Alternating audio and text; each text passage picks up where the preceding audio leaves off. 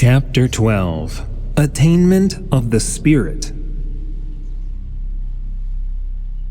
Entering the adjacent hall, adorned with gold, precious stones, and brightly shimmering under the light of magical crystals hanging from the ceiling, Bhagavan saw on the wall the map of Trans-Himalayas.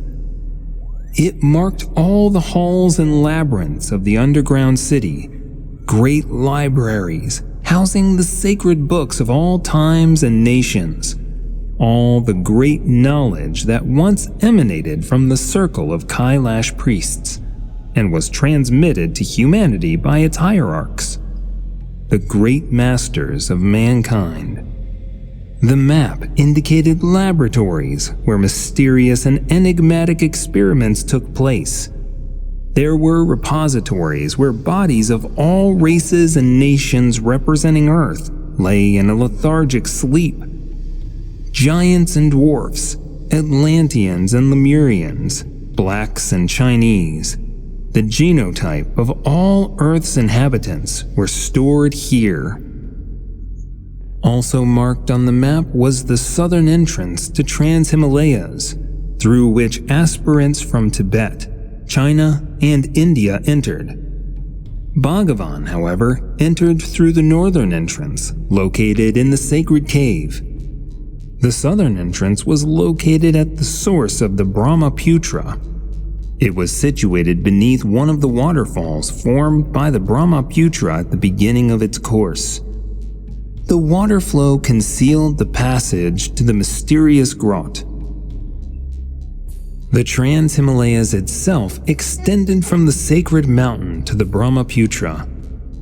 Although the land of the dedicated was small, it preserved and guided the process of spiritual evolution throughout the earth. There was not a single piece of knowledge, skill, or spiritual teaching that did not originate from there. To the greatest sorrow, almost all these great teachings were distorted and warped by human ignorance, serving political purposes. Such were Bhagavan's reflections when Jesus Christ and Buddha approached him. Reading his thoughts, they sympathetically nodded. "If I were to come to Christian pastors now, they would crucify me again," said Christ, with eyes full of compassion for human ignorance. "Great misunderstandings await you, Brother Bhagavan," he added, placing his hand on Bhagavan's shoulder. "Yes, it won't be easy for you to bear the truth to the people," Buddha added. "But still, I envy you in a good way, because the light has not seen such enlightened ones as you. For you carry the comprehensive teachings of the circle of Kailash priests, while we only carried its parts." "I simply stood on the shoulders of giants," Bhagavan humbly replied. "So now, thanks to you, people are becoming capable of perceiving the teachings of the circle of Kailash priests more fully." "We were all conceived by extraterrestrials," said Jesus. "My mother was introduced to a carrier of extraterrestrial genes. It all looked like an immaculate conception to the people of that time." "And my mother Maya even died during my birth," confessed Buddha. "Because it is not an easy task to embody the soul from a higher world here. But soon, all people on Earth will be born this way, with the infusion of more highly organized genes. Then more magnificent beings will incarnate on Earth." On the adjacent wall, Bhagavan saw a strange drawing, an eye in a triangle. In this eye, strange and colorful lines created a haze, and contemplating them, one could see the outlines of whimsical beings, plants, palaces, and who knows what else. Then the gaze of this eye focused on the enormous body of a human, and looked through his eyes, perceived through his ears, nostrils, tongue, and other sensory organs.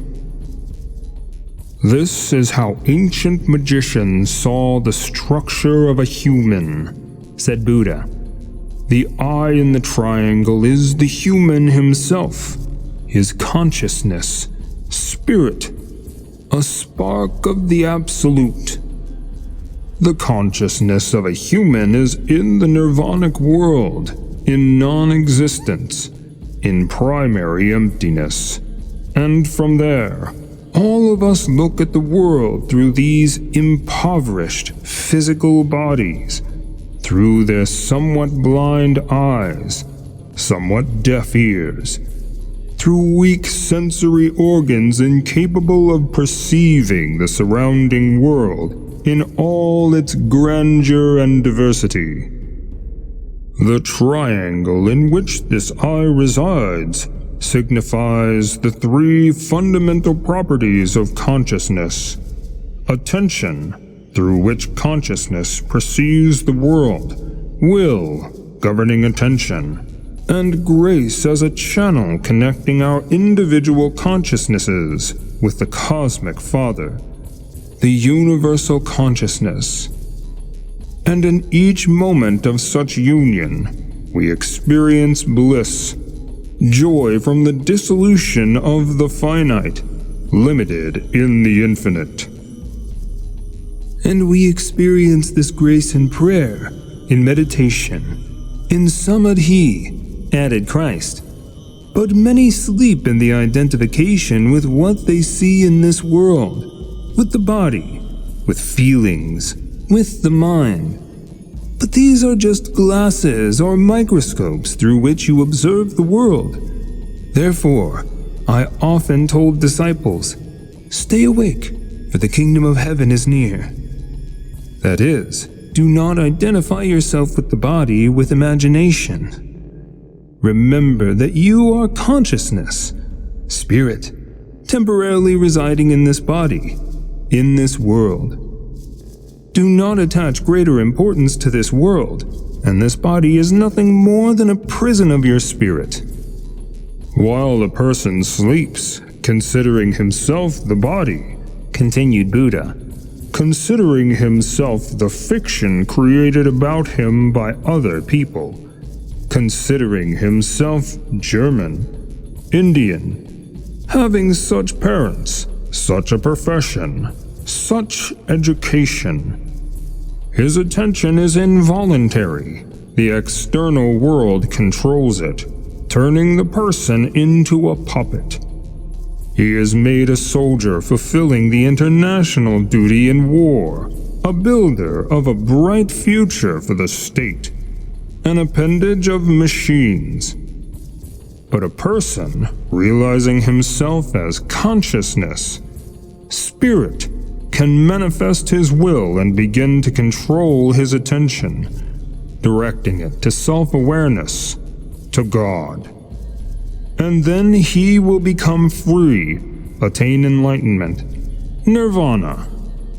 He will no longer be a puppet in the hands of advertising, politicians, and priests.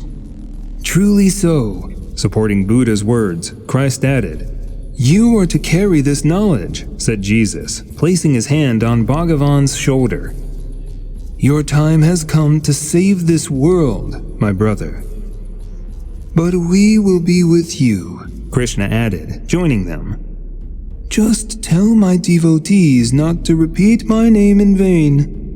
Let them repeat it at least once, but with love, because what a person focuses on is what he receives. Focusing on wealth, he gains wealth. Focusing on knowledge, he gains knowledge.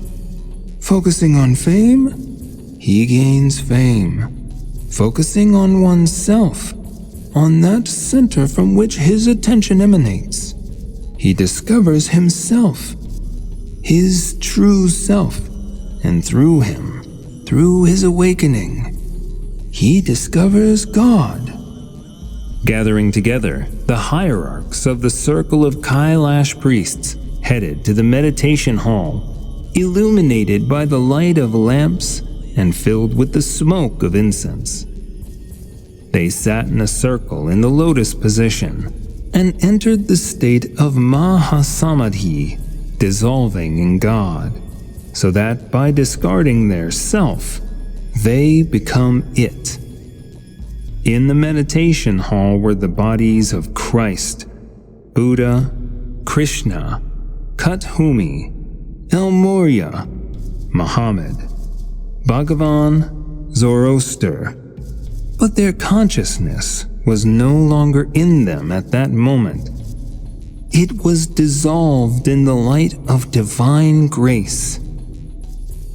May the path to unity with God open for each of you through the holy teaching of the circle of Kailash priests. Om. Do you want to know more? Watch the animated masterpiece that reveals the mysteries of humanity. Discover more sacred knowledge in books. You can meet the main characters of books at our seminars. Find your amulet of power. Participate in an individual ritual. Open free channel with daily spiritual practices for yourself. All these you will find on our website www.amazon1.org.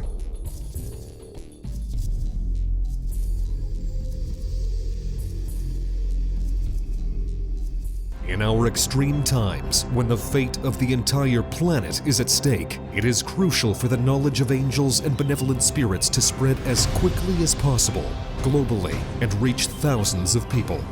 In this way, we can change the future of all humanity.